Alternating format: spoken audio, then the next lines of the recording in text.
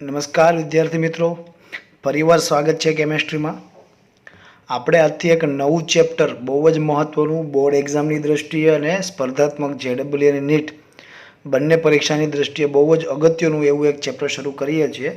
અને ચેપ્ટરનું નામ છે સંકીર્ણ સંયોજનો, અથવા એને તમે કહી શકો સવર્ગ સંયોજનો, કોઓર્ડિનેટ કોમ્પ્લેક્સ. ત્રણમાંથી જે પણ નામ કહો એ ચાલે.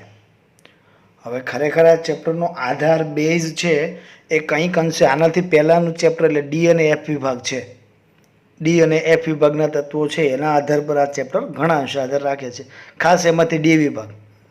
હવે આપણે હજુ સુધી ડી વિભાગ અને એફ વિભાગ ભણ્યા નથી, તો એની જે થોડી ઘણી જરૂરિયાતો છે એ ચેપ્ટરમાં જેમ જેમ આપણે આવશે તેમ તેમ એ ડી અને એફ વિભાગમાંથી આપણે ભણતા જઈશું, અથવા તો એને રિલેટેડ કામ કરવું પડશે. આધાર આપણી પાસે એ ચેપ્ટરનો જે જોઈશે એ આપણે જેમ જેમ જરૂર પડશે એમ એમ કરતા જઈશું. હવે સવર્ગ કે સંકીર્ણ સંયોજન આવું જેવું ડાયાગ્રામ આવે ઇમેજ, એટલે મગજમાં કંઈક આવવું જોઈએ કે કયા સંયોજનને સંકીર્ણ કે સવર્ગ કહેવું. તો બહુ સિમ્પલ વાત છે છોકરાઓ, કે સામાન્ય આપણું આયનીય સંયોજન હોય, અહીંયા જરા નજર કરવી કે સામાન્ય આયનીય સંયોજન છે NaCl, જેનું આપણે વિયોજન કરીએ અથવા આયનીકરણ કરીએ તો Na+ ને Cl- બને. એવું જ આપણા સંકીર્ણ સંયોજનનું પણ હોય. સમજો કે K4 FeCN6, તો આનું તમે આયનીકરણ કરો તો તમને સેમ એની જેમ જ આયન મળે 4K+ અને FeCN6-4. પણ ખાલી ફરક એટલો છે કે એનો ઋણાયન જો એકદમ મોટો છે, સવર્ગ કૌંસમાં આપેલો છે. એટલે આને સાદું ઋણાયન ન કહેતા, આને સંકીર્ણ ઋણાયન કહીશું. કયા પ્રકારનો? સંકીર્ણ ઋણાયન. તો સામાન્ય રીતે તમે એવું કહી શકો એકદમ સાદી ભાષામાં કે જે સંયોજનનો ઋણાયન સંકીર્ણ હોય, અથવા જે સંયોજનનો, અહીંયા તો ધનાયન સાદો છે પણ ધનાયન પણ સંકીર્ણ શક્ય છે, અથવા તો ધનાયન સંકીર્ણ હોય, આજે એક્ઝામ્પલ આવશે, અથવા બંને સંકીર્ણ હોય, બેમાંથી કોઈ એક અથવા તો બંને સંકીર્ણ અવસ્થામાં હોય એવા સંયોજનને સંકીર્ણ સંયોજન કહેવાય. હવે બને કઈ રીતે? તો મોટાભાગે સંકીર્ણ સંયોજનમાં છે ને ડી વિભાગનો તત્વો એ સંકીર્ણ આયનનો ભાગ હોય. જો Fe ક્યાં આવે છે? સ્કેટિવે, ક્રોમે, આઇકોની, કોઝિસર 26 નંબર. 26 નંબર ક્યાં આવે? ડી વિભાગમાં આવે. એટલે સામાન્ય રીતે જે સંકીર્ણ આયન છે એની અંદર ધાતુ આયન હશે, સંકીર્ણ ધાતુ આયન, અથવા તો ડી વિભાગના ધાતુ તત્વોને આપણે નામ આપીએ છીએ સંક્રાંતિ ધાતુઓ, એટલે સંક્રાંતિ ધાતુ આયન.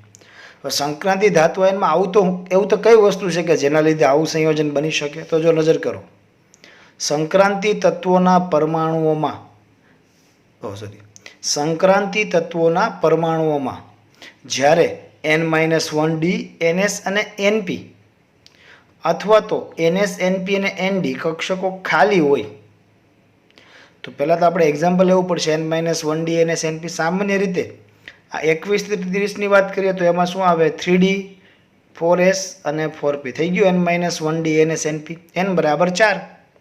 અથવા તો અહીં આપણે લખી શકીએ 4S, 4P અને 4D, એટલે કે NS, NP અને ND. આ કક્ષકોમાં જગ્યા હોય, ઇલેક્ટ્રોન આવી શકે એવી, ત્યારે સંક્રાંતિ તત્વો છે એ ઋણાયનો સાથે અમુક ખાસ પ્રકારના, અથવા તો અમુક ખાસ પ્રકારના તટસ્થ અણુઓ પાસે, તટસ્થ પણ કેવા? જેની પાસે ઇલેક્ટ્રોન વધારાના હોય, ઇલેક્ટ્રોન રીચ હોય. આ તટસ્થ પોતે જ ઇલેક્ટ્રોનની દ્રષ્ટિએ લુખેશ હોય તો કોઈ કામના નથી. ઋણાયન તો વધારે ઇલેક્ટ્રોન યુક્ત હોય જ છે, કોઈના ઇલેક્ટ્રોન લૂંટીને આવ્યા છે એટલે વધારાના છે જ. પણ અમુક તટસ્થ પરમાણુઓ પણ છે કે જેની પાસે વધારાના ઇલેક્ટ્રોન હોય. ફોર એક્ઝામ્પલ આપણે શું લખી શકીએ? સમજો કે એમોનિયા તો તટસ્થ છે પણ વધારાના ઇલેક્ટ્રોન એક યુગ્મ છે. H2O તટસ્થ છે પણ વધારાના 2 યુગ્મ છે. તટસ્થ હોય અથવા તો ઋણાયન કે જેની પાસે વધારાના ઇલેક્ટ્રોન યુગ્મ હોય, એની પાસેથી ઇલેક્ટ્રોન યુગ્મ સ્વીકારીને, મેં એવું શબ્દ શા માટે વાપર્યો તો જેની પાસે વધુ ઇલેક્ટ્રોન હોય તો ધાતુ તત્વ સ્વીકારશે ને, એની પાસેથી સ્વીકારીને જે સંયોજન બનાવે છે એ સંયોજનને સંકીર્ણ ક્ષાર અથવા તો સંકીર્ણ સંયોજન અથવા તો સવર્ગ ક્ષાર અથવા તો સવર્ગ સંયોજન કહેવાય. આપણે એક એક્ઝામ્પલ અહીંયા લઈએ છીએ. આ ચોપડીનું એક્ઝામ્પલ છે એટલે આપણે એને થોડું મહત્વ આપ્યું. અહીંયા હમણાં છોકરાઓ જેવી રીતે આપણે આયનીકરણ કરેલું થોડી વાર પહેલાં, અહીંયા આ સંકીર્ણનું, એવી રીતે જો આનું પણ આયનીકરણ વિચારીએ તો આયનીકરણ શું થશે? વિચારો. આનું આયનીકરણ થશે 2K+, પ્લસ એની સાથે ઋણાયન શું બનશે? તો કે ઋણાયન બનશે NiCl4-2, કેમ કે કુલ ધન વીજભાર કેટલો છે? +2, તો ઋણ વીજભાર -2 હોવો જોઈએ. કુલ વીજભારની દ્રષ્ટિએ તો સંયોજન તટસ્થ હશે. હવે ખાસ વિચારવામાં, આજે આપણી પાસે નિકલ સંયોજન છે, એની સાથે આવી રીતે વિચારી શકીએ કે 4 ક્લોરીન, આ 1 2 3 અને 4. હવે શું કીધું છે કે સંક્રાંતિ તત્વો આ ઋણાયનો અથવા તો તટસ્થ પરમાણુ પાસેથી ઇલેક્ટ્રોન સ્વીકારે છે. એટલે આ ક્લોરીન છે આપે છે અને સ્વીકારે છે, તો એ બંધને સર સહસંયોજક બંધ નહીં કહેતા, સવર્ગ સહસંયોજક બંધ કહેવાય. આવું તમે ભણી ગયા છો, તો આ બધી નિશાનીને ખરેખર આવી રીતે લખવું પડે. સોરી, માફ કરજો, અહીંયા Cl Cl Cl અને Cl અને આખાનો વીજભાર -2. આ થઈ ગયું આપણું સંકીર્ણ સંયોજન. KMnO4 આપણા ત્યાં પરિચિત છે. આપણે અત્યાર સુધી આને આવી રીતે જ લખતા હતા, KMnO4, પણ એમાં પણ છોકરાઓ ખરેખર આ ભાગ સંકીર્ણ જ છે. અને K પ્લસ MnO4 તો એમાં પણ આવું છે. મેંગેનીઝ ફરીથી નીચે Fe હતો, એ Fe સંક્રાંતિ ધાતુ હતો ડી વિભાગનો. અહીંયા નિકલ સંક્રાંતિ ધાતુ છે, અહીંયા મેંગેનીઝ પણ સંક્રાંતિ ધાતુ છે. એની સાથે આવી રીતે 4 સવર્ગ સહસંયોજક બંધથી કોણ જોડાય? તો કે ઓક્સિજન જોડાય. ખ્યાલ આવી ગયો? હવે આ પ્રકારના સંયોજનોનું મહત્વ કંઈ રોજિંદા જીવનમાં આપણું જે લોહીમાં રહેલું રક્તકણ છે અથવા તો લોહીનો લાલ રંગ છે, આપણે એમ કહીશું, માફ કરજો, હિમોગ્લોબિનને આભારી છે, HBને. હિમોગ્લોબિન એ ખરેખર શું છે? તો કે આયનનું, લોખંડનું સંકીર્ણ જ છે. આયન સંકીર્ણ છે, બાયોલોજીમાં ભણ્યા હશો. ક્લોરોફિલ, હરિત દ્રવ્ય વનસ્પતિમાં, એ મેગ્નેશિયમનું સંકીર્ણ છે. તો ઘણાને વિટામિન B12ની ઉણપ હોય એવું તમે સાંભળ્યું હશે. તો એ ખરેખર સાઇનો કોબાલ એમાઇનની ઉણપ કહેવાય. ને સાઇનો કોબાલ એમાઇન એ સંકીર્ણ સંયોજન છે. કોનું? તો કે કોબાલ્ટનું, CO નું. તો આવા તો ઘણા બધા સંકીર્ણ સંયોજન છે જે બાયોલોજીકલ દ્રષ્ટિએ પણ ઇમ્પોર્ટન્ટ છે.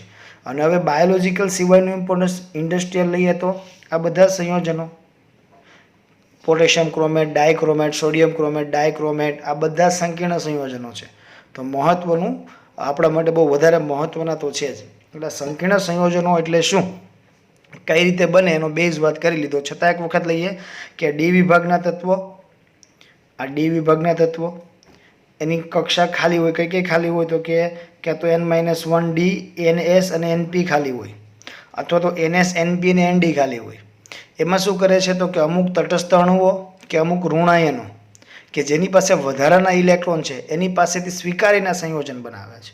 હવે જે દાન કરે છે ને, આ ઋણાયનો હોય કે તટસ્થ અણુ હોય, એને આ ચેપ્ટરની ભાષામાં એના માટે શબ્દ વાપરવામાં આવ્યો છે લિગેન્ડ. જો કે અંદર અલગથી આપણો પ્રશ્ન છે કે લિગેન્ડ એટલે શું, સમજાવો. એટલે અહીંયા હું એમ કહી શકું કે NiCl4 - 2માં નિકલ સંક્રાંતિ ધાતુ આયન છે અને 4 ક્લોરીન છે તે લિગેન્ડ છે. અહીંયા ફરીથી ઓક્સિજન લિગેન્ડ છે અને મેંગેનીઝ સંક્રાંતિ ધાતુ આયન છે. તો તમે કહેશો કે સર હવે ખ્યાલ આવી ગયો કે આમાં Fe સંક્રાંતિ ધાતુ આયન છે, Cn- સાયનાઇડ આયન છે, એ લિગેન્ડ છે. આમાંથી MCQ નીકળી શકે રાઇટિંગમાં, તો આવું અઘરું છે. પણ રાઇટિંગ માટે બહુ જ IMP, બહુ જ મહત્વનો એક પ્રશ્ન છે. એ ખરેખર વર્નરનો સિદ્ધાંત છે. આ ટોપિક આપણે સમજીએ તો આના પરથી બહુ જ ઇમ્પોર્ટન્ટ વર્નરનો સિદ્ધાંત સમજી શકાય. જે તમારી બોર્ડ એક્ઝામમાં કે જે તમારી સ્પર્ધાત્મક એક્ઝામમાં એમાંથી MCQ આવવાની શક્યતાઓ બહુ વધારે છે. ઢગલાબંધ શક્યતા હોય એવો ટોપિક છે છોકરો, એવો પ્રશ્ન છે વર્નરનો સિદ્ધાંત, જે આ નથી પણ આના પરથી તારવેલ છે. વર્નરે પોતાનો સિદ્ધાંત માટે કોબાલ્ટ ક્લોરાઇડનો ઉપયોગ કર્યો. હવે તમે રેડોક્સ ચેપ્ટરમાં ભણી ગયા છો. આ 3 નો મતલબ શું? કોબાલ્ટ +3 અવસ્થામાં છે. એટલે કોબાલ્ટ +3 અવસ્થામાં સાથે ક્લોરાઇડ, ક્લોરીન તો -1 હોય. આ +3 -1 બેલેન્સ કરવા માટે શું લઈએ? Cl3. તો COCl3 અને એમોનિયા, આ તો સર જ્ઞાત છે. એમોનિયા એટલે શું? તો કે NH3. COCl3 અને એમોનિયા, રિપીટ કરું છું, આ COCl3 અને એમોનિયાનો ઉપયોગ કરીને એને આપણને એનો આખો પ્રયોગ ભણાવો તો એ જોઈએ. હવે 11 સાયન્સમાં તમે ધન આયન ઋણ આયનની પ્રેક્ટિકલ કર્યા છે. ધન આયન ઋણ આયન શોધવાના. સમજો કે આ ટેસ્ટ ટ્યુબમાં મારી પાસે કોઈ દ્રાવણ છે, એ દ્રાવણ અનનોન છે, અંદર Cl- નો હજુ તો અનનોન છે.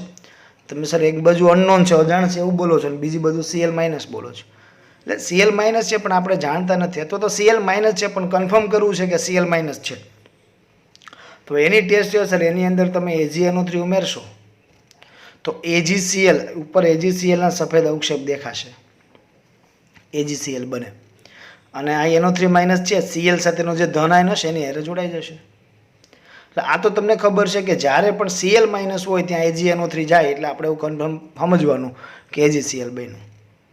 હવે છોકરા હું અજ્ઞાત દ્રાવણનો 1 મોલ જથ્થો લઉં છું અને AgNO3 1 મોલ વપરાઈ જાય છે, બંને 1 મોલ, તો એવું સમજવાનું કે આની અંદર 1 Cl હશે, 1 મોલ Cl માઇનસ હશે ટૂંકમાં. આ 1 મોલ લઉં છું અને AgNO3 ના 2 મોલ વપરાઈ જાય છે, તો એનો મતલબ કે સર ખરેખર Cl2 અવસ્થામાં હશે, 2 Cl હશે, તો જ અહીંયા ટ્વાઇસ AgCl બને, ડબલ જોઈએ. કદાચ આના 1 જ મોલ લઉં છું પણ 3 AgNO3 વપરાય છે, તો Cl3 હશે, ખરેખર 3 ક્લોરીન પરમાણુ હશે. આ એને ટેસ્ટ કર્યો. એને શું કર્યું કે એક પદાર્થ લીધો, એમાં બંનેને મિક્સ કર્યા, કોબાલ્ટ ક્લોરાઇડ અને 6 મોલ એમોનિયા, COCl3 અને 6 મોલ એમોનિયા. ત્યારે જે સંયોજન બન્યું ને પીળા રંગનું બન્યું. એટલે ખરેખર આપણા સંકીર્ણ સંયોજનો છે તે રંગીન હોય, કલર હોય, એ અહીંથી શરૂ થયું હશે. COCl3 × 6NH3 આ બેને મિક્સ કર્યા, 6 મોલ એમોનિયા અને કોબાલ્ટ 3 ક્લોરાઇડને, તો પીળા રંગનું સંયોજન મળ્યું. હવે આની પ્રક્રિયા જ્યારે AgCl કરી તો AgClના 3 મોલ વપરાઈ ગયા. એનો મતલબ શું કે આ 3 ક્લોરીન છે ને છૂટા પડી શકે એવા હશે. આવું ક્યારે શક્ય બને, જરા નજર કરજો કે આવું કંઈક સંયોજન હોય કે આ CO એની સાથે એમોનિયા, ઉલટું લખાઈ ગયું, ઓકે, CO એની સાથે એમોનિયા કેટલી વખત, 6 વખત, અને 3 વખત Cl3. તો કદાચ આનું વિયોજન કરીએ તો શું થાય, તો કે આનું વિયોજન આવું થાય, CO NH3 6 +3 Cl માઇનસ. આનો મતલબ કે 3 મોલ AgCl વપરાણા એટલે Cl અવક્ષેપણ 3 વખત Cl હશે. તો આ સંયોજનનું સૂત્ર શું હોવું જોઈએ, અહીંયા મેં લઈ લીધું, આવું હોવું જોઈએ. આ જે લખ્યું છે સૂત્ર અહીંયા સમજી દેવાનું છે કે CO NH3 6 Cl3. હવે અહીંયા ધન અને ઋણ આયનનો રેશિયો લખ્યો છોકરાઓ. રેશિયો એટલે કુલ ધન આયનની સંખ્યા જેમ કુલ ઋણ આયનની સંખ્યા. તો કુલ ધન આયન તમને કેટલા મળ્યા, અહીંયા આગળ કંઈ ગુણેલું છે, 1 2 3 4 5 કંઈ નથી, એટલે એક સમજીએ. તો 1 ધન આયન છે, ત્યારે ઋણ આયનની સંખ્યા કેટલી મળી, 3, તો 1/3. પીળા કલરનું મળ્યું જ્યારે 6 મોલ એમોનિયા સાથે કર્યું. AgClના 3 મોલ વપરાઈ ગયા, એનો મતલબ કે 3 ક્લોરીન હશે. એનું સૂત્ર તો આપણને ખ્યાલ આવી ગયો. બીજી વખત સેમ પ્રયોગ કર્યો, બીજી વખત બે એના જ પ્રક્રિયા લીધા, કાંઈ બદલાયું નહીં, ખાલી ચેન્જ એટલું કર્યું કે એમોનિયાની માત્રા ઘટાડી. આ 6 એમોનિયા હતા એની જગ્યાએ 5 કરી દીધા, તો જાંબુડિયા રંગનું સોલ્યુશન મળ્યું, જાંબુડિયા. હવે જ્યારે AgNO3 એને કાઉન્ટ કર્યા તો એ 2 મોલ વપરાણા.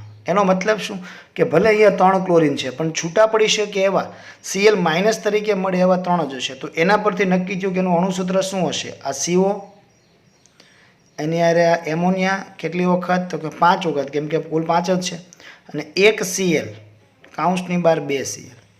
આપણે આગળના પેજમાં મેં તમને બતાવ્યું હતું કે આ કાઉન્સ ક્યારે વિયોજન ન પામે, કાઉન્સની બહારનું હોય, છૂટું પડે. આનું કદાચ આપણે વિયોજન કરીએ તો શું બને, તો વિયોજન કરતાં આવું બને કે CO NH3 5Cl + 2 Cl minus. હવે તમને ખબર પડી ગઈ છે કે આ 2 મોલ કેમ વપરાણા, કારણ કે Cl માઇનસ જે છૂટા પડી શકે એવા 2 જ છે. તેનું સૂત્ર શું થાય, અહીંયા લખ્યું એ થાય, આ સૂત્ર થશે. ધન અને ઋણનો રેશિયો અહીંયા કર્યો તો એ જ સેમ રેશિયો જુઓ કે 1 ધન આયન છે ને 2 ઋણ આયન, તો રેશિયો કેવો મળે, 1/2. તો પછી 2 વખત એક હરખું કામ કર્યું. હરખું એટલે 2 વખત 4 મોલ એમોનિયા લીધા. રિપીટ કરું છું, 2 વખત 4 મોલ એમોનિયા લીધા. સમાન કાર્બન કોબાલ્ટ ક્લોરાઇડ, માફ કરજો, સમાન એમોનિયા, તો રંગ અલગ મળ્યો. તો છોકરો ચેપ્ટરમાં આપણે અંદર અહીંયા પણ સમઘટકતા ભણશું, જે તમે કાર્બનિકમાં ભણ્યા હતા. અહીંયા સમઘટકતા બદલાતા કલર બદલાશે, રંગ સમઘટકતાનો પણ આપણે ઉલ્લેખ કરશું. તો અહીંયા સમાન પરમાણુઓ છે, કલર છે પણ અલગ અલગ કલર મળે, તો આપણે અત્યારે ખાલી એવું માની શકીએ, ખાલી મનમાં એવી ધારણા લઈ શકીએ કે સર એ ગોઠવણી દરમિયાન અવકાશીય ગોઠવણી જુદી હશે, સમઘટકો હશે. અને ખરેખર એવું જ છે, એ જે ટોપિક આવશે ત્યારે વાત કરશું, પણ અત્યારે કહી દઉં કે સરખું હોવા છતાં કલર અલગ. એનું કારણ શું, તો કે અવકાશીય ગોઠવણી જુદી, એકબીજાના અવકાશીય સમઘટકો છે. આમાં જ્યારે AgCl ગણતરી કરીએ તો બંનેમાં 1 મોલ AgCl જ વપરાયા. એનો મતલબ શું કે જે Cl માઇનસ છૂટા પડી શકે એવા કેટલા છે, કે ભલે કુલ 3 રહ્યા, બાકીના 2 અંદર હશે, આ 12 એક જ હશે, તો જ આપણને 1 Cl માઇનસ મળે, અંદરવાળા તો નહીં આવે. તો સંયોજન શું હશે, CO એની સાથે NH3 કેટલી વખત લીધા, 4 વખત, અને આ 3 Clમાંથી 2 Cl અંદર, 1 Cl બહાર, છૂટા કરતાં શું બને તો કે CO NH3 4 Cl2 +1 અને Cl -1. ખ્યાલ આવી ગયો? તો Cl માઇનસ આપણને બંનેમાં, માફ કરજો, અહીંયા આપણે એવું લખવું પડે કે એક જ મળશે. અણુસૂત્ર શું અહીંયા લખી દીધું એ જ. ધન અને ઋણનો રેશિયો શું તો કે એક ધન આયન અને એક ઋણ આયન, તો રેશિયો આપણે લખી દઈએ બંનેમાં 1:1. હવે જુઓ, તમે ધ્યાનથી વાત વિચારવા જેવી કે આ જેટલા 4 પ્રયોગ જોયા, 4માં પ્રક્રિયક સરખા છે, કોબાલ્ટ ક્લોરાઇડ અને 4માં એમોનિયા. પ્રક્રિયક સરખા, પણ એની ખાલી ગોઠવણી બદલાય, થોડીક માત્રામાં ચેન્જ આવે તો કલર બદલાય, AgCl બદલાય, એની સંયોજકતા બદલાય, રેશિયો બદલાય. તો આને રિલેટેડ કંઈક તો સવર્ગ સંયોજનોમાં આપણે અંદર ભણવું પડે. આ પ્રયોગો પરથી પેલા ભાઈ જે વાતો તારવી, મુખ્ય વાતો, એના પર આપણે આવીએ છીએ. તો આ પ્રયોગ પર તેને જે મુખ્ય વાતો તારવી ને, એમાં પહેલી વાત હતી કે એક તો આમાં છે ને સામાન્ય સંયોજનમાં એક જ સંયોજકતા હોય, જ્યારે અહીંયા 2 સંયોજકતા છે. એટલે ધ્યાન રાખજો કે ધારો કે આપણે સામાન્ય આયનીય સંયોજન લઈએ NaCl, તો એક જ સંયોજકતા હોય, આ પ્લસ ને માઇનસ, આ એની સંયોજકતા. પણ આની અંદર 2 પ્રકારની સંયોજકતા હોય. એ 2 પ્રકારની સંયોજકતા કઈ કીધું કે એક પ્રાથમિક એટલે કે અહીંયા તો ડાયરેક્ટ દ્વિતીયક લખ્યું, તો કે સામાન્ય ધન આયનની ઋણ આયન સાથે હોય, એનો જે ધન વીજભાર એ એની પ્રાથમિક સંયોજકતા. અહીંયા COCl3 છે, CO+3, તો આ +3 એની પ્રાથમિક સંયોજકતા કહેવાય. દ્વિતીયક સંયોજકતા કઈ તો કે જ્યાં આ ઇલેક્ટ્રોન યુગ્મ આપીને એની સાથે જોડાય છે. Cl- હોય ઋણાયન કે એમોનિયા હોય તટસ્થ, જેને મેં થોડી વાર પહેલા શબ્દ શું વાપર્યો હતો, લિગેન્ડ. લિગેન્ડ કે જે કયા બંધથી જોડાય છે, સવર્ગ સહસંયોજક. જરા સુંદર અક્ષર સમજી જજો. લિગેન્ડ કે જે સવર્ગ સહસંયોજક બંધથી જોડાય છે, તે ખરેખર ધાતુ આયનની અથવા તો સંકીર્ણ સંયોજનમાં કઈ સંયોજકતા છે, દ્વિતીયક સંયોજકતા છે. તો એક કરતાં વધુ સંયોજકતા પણ છે. આ ડાયરેક્ટ ધન ઋણની સંયોજકતા પ્રાથમિક વિચારીએ તો અહીંયા સવર્ગ સહસંયોજક બંધથી જોડાય તે દ્વિતીયક હોઈ શકે. એટલે સમજો કે આપણે ફોર એક્ઝામ્પલ વિચારીએ કે આ કોબાલ્ટ છે, તો પહેલા સંયોજનમાં આ 6 મોલ એમોનિયા હતું, તો અહીંયા આ 1 2 3 4 5 અને 6 6 વખત એમોનિયા હશે, કેમ કે આ એનું અણુસૂત્ર કાઉન્સની અંદર છે. બીજાની વાત કરીએ તો 5 એમોનિયા, 1 2 3 4 5 એમોનિયા અને 1 Cl હશે. ત્રીજાની વાત કરીએ તો કે 4 એમોનિયા અને 2 Cl હશે. ત્રીજું ચોથું ખરેખર હરખું જ છે, ખાલી આ ગોઠવણી જુદી જુદી હશે, માટે એના કલર બદલાયા, એ પણ અહીંથી આપણે અંબાવી શકાયું. એટલે અહીંયા એના વિશે ઉલ્લેખ કર્યો છે કે સમાન દ્વિતીયક સંયોજકતા આ બંનેમાં છે. સમાન દ્વિતીયક સંયોજકતા કેટલી છે, 6 છે, 4 એમોનિયા 2 ક્લોરીન, છતાં રંગ જુદા છે. સમાન દ્વિતીયક સંયોજકતા છે, જોડાણ સમાન થયું આ બંનેમાં, કે આ બંનેમાં સોરી, લીલો અને જાંબલી બંને આ જ બંધારણ છે. પણ આ ગોઠવણી હશે ને છોકરાઓ, ગોઠવણી જુદી હશે, એટલે અવકાશીય ગોઠવણી જુદી હશે, માટે એના રંગ જુદા જુદા હશે. આ બધા તાત્પર્ય પરથી આ વર્નરે શું કર્યું, વર્નરે પોતાનો સિદ્ધાંત આપ્યો. એટલે આના પછીનો આપણે ભણીએ વર્નરનો સિદ્ધાંત, એ એક્ઝામ માટે છોકરાઓ મોસ્ટ IMP છે. વર્નરે જે સિદ્ધાંત આપ્યો, જે આપણે હવે શરૂ કરીએ છીએ, એ તમારી બોર્ડ અને કોમ્પિટિટિવ બે એક્ઝામ માટે બહુ મહત્વનો છે. એટલે થોડીક વર્નરના સિદ્ધાંતની અભિધારણાઓ આપણે હવે જોઈશું. આ એને જે હમણાં પ્રયોગો કર્યા, પ્રયોગો પરથી અમુક વાતો તારવીને એ વાતોને આપણે અહીંયા લેવાના છીએ. એ અમુક વાતો તારવી એમાં હતું પહેલું કે પ્રાથમિક સંયોજકતા પણ છે અને દ્વિતીયક સંયોજકતા પણ છે. હવે પ્રાથમિક સંયોજકતા જનરલી આયનીકરણકારક હોય. સમજો કે આપણે એવું કરેલું કે ભાઈ K2NiCl4, તો આ પ્રાથમિક સંયોજકતા છે ધન અને ઋણની, અને એ આયનીકારક છે. આમાંથી તમે કદાચ એનું આયનીકરણ કરો તો ઝડપથી 2K+ અને NiCl4 -2 મળે. જ્યારે દ્વિતીયક સંયોજકતા છે એ કેવી હોય, બિન આયનીકારક. આ NiCl4 છે તો એની સાથે જે 1 2 3 ને 4 ક્લોરીન છે, આ દ્વિતીયક સંયોજકતાથી જોડાયેલ છે અને એ બિન આયનીકારક હોય, એનું આયનીકરણ શક્ય નથી. માટે શબ્દ શું વાપર્યો કે કેવી હોય, તો કે બિન આયનીકરણકારક હોય. હવે આ બંને વિશે થોડી સમજણ આપવા પ્રયત્ન કર્યો છે કે જે પ્રાથમિક સંયોજકતા છે એ ખરેખર શું છે, તો કે પ્રાથમિક સંયોજકતા ખરેખર ધાતુનો ઓક્સિડેશન અંક, જે આમાં આપણે જાણીએ છીએ નિકલમાં +2 છે. આગળ કોબાલ્ટવાળા સંયોજનમાં કોબાલ્ટનો +3 હતો, અથવા તો એ ધાતુ આયનનો ધન વીજભાર છે. એટલે અહીંયા મને કોઈ પૂછે કે ભાઈ નિકલની પ્રાથમિક સંયોજકતા કેટલી, તો આમાં હું કહી દઈશ +2. KMnO4માં મેંગેનીઝની પ્રાથમિક સંયોજકતા આપણે કહીશું +7. COCl3માં કોબાલ્ટની પ્રાથમિક સંયોજકતા +3. એટલે COCl3 તો નહીં, ખરેખર એમોનિયા સાથેના સંયોજનોમાં COCl3 + એમોનિયા એ +3. એ બધા એની કઈ સંયોજકતા કહેવાય? પ્રાથમિક. અને પ્રાથમિક સંયોજકતાથી કયો બંધ બનાવે છે? આયનીય બંધ. માટે આપણે ઉપર લખ્યું હતું કે આયનીકરણ કારક છે. અહીંયા લખ્યું ને કે એ આયનીકારક છે, એનું આયનીકરણ થઈ શકે. પછી હવે ખાસ વાત આવે છે દ્વિતીયક સંયોજકતાની. તો પહેલું તો દ્વિતીયક સંયોજકતાનું આયનીકરણ શક્ય નથી.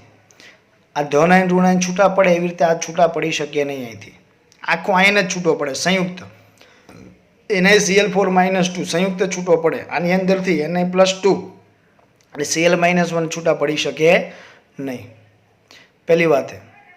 પછી એ કોના વડે પૂરી થાય? તો કે ઋણ કે તટસ્થ અણુઓ, જેને આપણે લિગેન્ડ કહેવાય. થોડી વાર પહેલાં મેં સમજાવ્યું હતું કે જે ઇલેક્ટ્રોન યુગ્મનું દાન કરે છે અને સંક્રાંતિ ધાતુ આયન સાથે સવર્ગ સહસંયોજક બંધથી જોડાય છે, એના માટે આપણે શબ્દ વાપરો તો શું શબ્દ વાપરો તો કે બધા લિગેન્ડ છે, તો એ લિગેન્ડ તરીકે વર્તે છે, લિગેન્ડ સાથે સંયોજાય છે. એટલે સામાન્ય રીતે લિગેન્ડ કેવા હોય તો કે ઋણ ભારિત હોય, જેની પાસે વધારાના ઇલેક્ટ્રોન હોય, અથવા અમુક તટસ્થમાં મેં 2 એક્ઝામ્પલ એ આપ્યા, એમોનિયા અને પાણી. એ સિવાય નહીં છે, જરૂર આવે લઈશું, પણ આ બંને આપણા હાથ વગા છે એટલે અત્યારે લઈ લીધા. પણ અહીંયા જોજો ખાસ કર્યું છે, આ ચોપડીમાં નથી ને, ચોપડીમાં નથી, પણ JEE નીટ માટે આપણે યાદ રાખવું પડશે કે અમુક ધન આયનો પણ છે જેનો ધન વીજભાર હોવા છતાં વધારાના ઇલેક્ટ્રોન ધરાવે છે, જેમ કે NO+. એ ધન વીજભારિત છે છતાં હજુ એની પાસે ઇલેક્ટ્રોન છે, લિગેન્ડ તરીકે વર્તી શકે. સામાન્ય રીતે લિગેન્ડ ઋણ વીજભારિત કે તટસ્થ હોય. લિગેન્ડ મીન્સ કે જે સવર્ગ સહસંયોજક બનતી સંક્રાંતિ ધાતુ આયન સાથે કૌંસની અંદર જોડાય છે. પણ આના જેવા ધન પણ આવી શકે, જે પછી આપણી વાત આવશે. હવે પ્રાથમિક સંયોજકતા કોના વડે સંતોષાય? તો કે ઋણ આયન વડે. ધન ઋણ, આ ધન આ ઋણ, ધન ઋણ ધન ઋણ. પણ દ્વિતીયક સંયોજકતા ક્વેશ્ચન માર્ક એટલે કે ઉપર લખ્યું છે કે ઋણ કે તટસ્થ અણુઓ લિગેન્ડ વડે સંતોષાય છે. ઉપર લખ્યું છે આપણે અહીંયા. ખાસ કેસમાં ધન પણ હોઈ શકે. હવે જો દ્વિતીયક સંયોજકતા છે એ સવર્ગ સહસંયોજક બંધ રચે. આપણે ટૂંકમાં કહેવા એટલું માગીએ છીએ કે આ દ્વિતીયક સંયોજકતા હશે. સમજો કે આ NiCl4 હતું, તો NiCl4માં આપણે અહીંયા એવું લખી દીધું હતું કે આ Cl જોડાયેલા છે. તો કયા બંધથી જોડાયેલા છે? સવર્ગ સહસંયોજક બંધથી. કારણ કે આ ઇલેક્ટ્રોન યુગ્મનું દાન કરે છે અને સ્વીકારે છે. સવર્ગ સહસંયોજક ભણી જ ગયા છો, જ્યાંથી દાન થાય ત્યાંથી તીર શરૂ થાય ને જે સ્વીકારે એની તરફ તીર પૂરું થાય. તો એ દ્વિતીયક સંયોજકતા વડે સંતોષાય. હવે જે તે ધાતુ આયન કેટલા સવર્ગ સહસંયોજક બંધ બનાવી શકે? અહીંયા 4 બનાવ્યા, કોઈ 4 બનાવી શકે, કોઈ 6 બનાવી શકે. કુલ કેટલા સવર્ગ સહસંયોજક બંધ બનાવી શકે છે એ સંખ્યાને ધાતુનો સવર્ગાંક કહેવાય. સામાન્ય રીતે ધાતુનો સવર્ગાંક નિશ્ચિત હોય, પણ આ વાક્યમાં આપણે સ્ટાર માર્ક કરવું પડશે કે અમુક ધાતુ એવી છે કે જે 1 કરતાં વધારે સવર્ગાંક પણ દર્શાવે. જનરલ કેસમાં કોઈ ધાતુ આયન, સંક્રાંતિ ધાતુ આયન ડી વિભાગનો તત્વો કેટલા સવર્ગ સહસંયોજક બંધ બનાવી શકશે એ નક્કી જ હોય. છતાં અમુક ખાસ કેસમાં, બરાબર ધ્યાનથી સાંભળજો, છતાં અમુક ખાસ કેસમાં આપણે શું કરીએ છીએ તો કે અમુક ખાસ કેસમાં આપણે 1 કરતાં વધુ છે એ સ્વીકારીએ છીએ. હવે સવર્ગ સ્થળ નિર્દેશ, જે સવર્ગ સહસંયોજક બંધની સંખ્યા છે એને સવર્ગ સ્થળ નિર્દેશ કહેવાય. એને આ પ્રકારના તીર વડે દર્શાવાય. એ તો આપણે જાણીએ છીએ સવર્ગ સહસંયોજક બંધ. હવે સાથે છોકરાઓ જે વાત આવી એ વાત બહુ કામની છે. સંકીર્ણ આયનને આ પ્રકારના મોટા કૌંસ વડે દર્શાવીએ છીએ આપણે. ધન આયન સંકીર્ણ હોય, અહીંયા જો ઋણ આયન સંકીર્ણ છે તો આવી રીતે દર્શાવ્યો. પછી આપણે આગળ જે ભણી ગયા છે આ બધામાં, આમાં ધન આયન સંકીર્ણ હતો તેને આવી રીતે દર્શાવ્યો. સંકીર્ણ આયનને મોટા કૌંસ વડે દર્શાવી શકાય. સામાન્ય રીતે આપણે એવું કહી શકીએ ધ્યાનથી કે 2 પૈકી કોઈ એક આયન આ પ્રકારના સંકીર્ણ આયન વાળો હોય, ધન કે ઋણ, તો સંયોજન સંકીર્ણ કે સવર્ગ કહેવાય.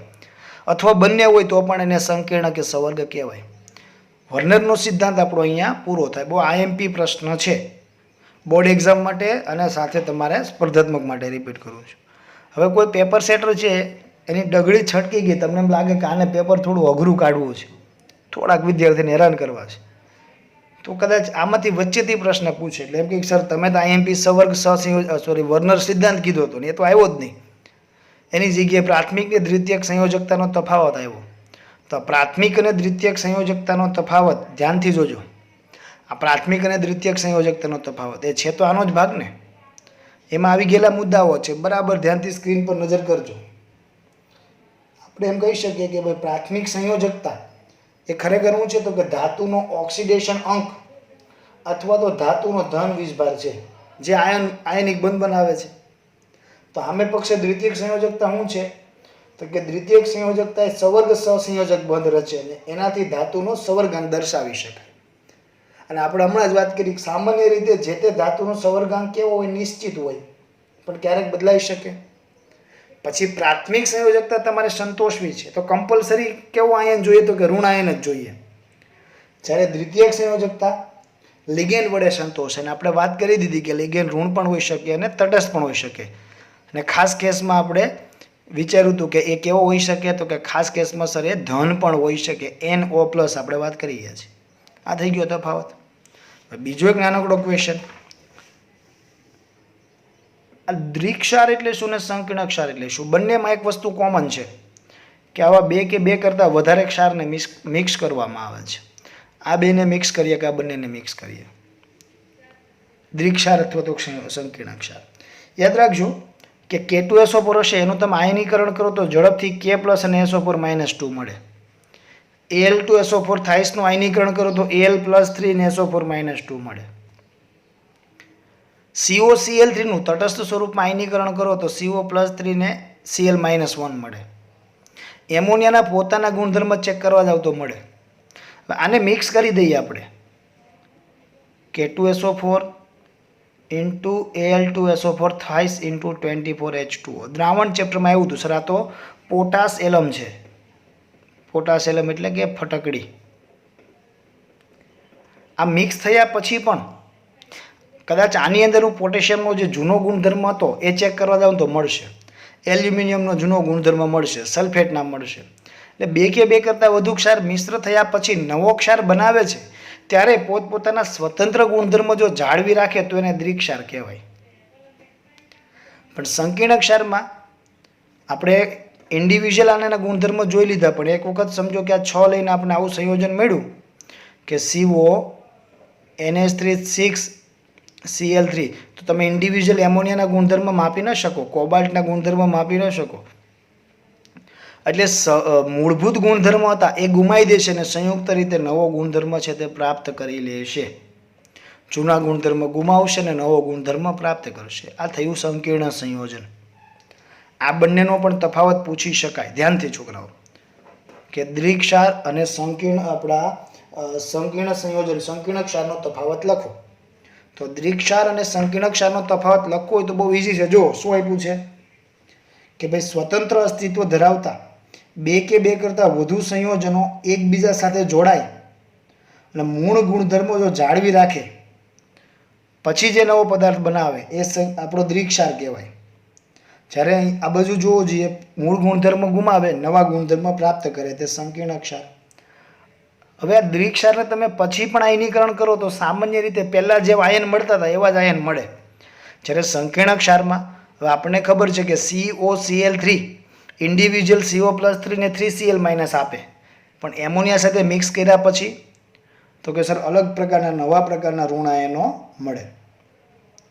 પછી દ્વિક્ષારમાં ધાતુ આયન તેમની સામાન્ય સંયોજકતા એટલે પ્રાથમિક સંયોજકતા ધરાવે, સામાન્ય એટલે ખાલી પ્રાથમિક. જ્યારે સંકીર્ણ ક્ષારમાં પ્રાથમિક અને દ્વિતીયક બંને છે. અને છેલ્લે બંનેના એક્ઝામ્પલ આપ્યા છે, જોવો જોઈએ. પોટાશિયમ કાર્નેલાઇટ એ દ્વિક્ષારના છે, K4FeCN6 CONH3 6Cl3 KMnO4 K2Cr2O7 Na2Cr2O7 વગેરે સંકીર્ણ ક્ષારના એક્ઝામ્પલ છે. ઓકે, તો છોકરાઓ આપણો આજનો લેક્ચર આપણે અહીંયા પૂરો કરીએ છીએ.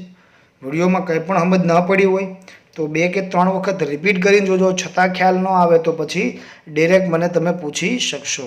ઓકે, તો મળીએ દોસ્તો નેક્સ્ટ લેક્ચરમાં.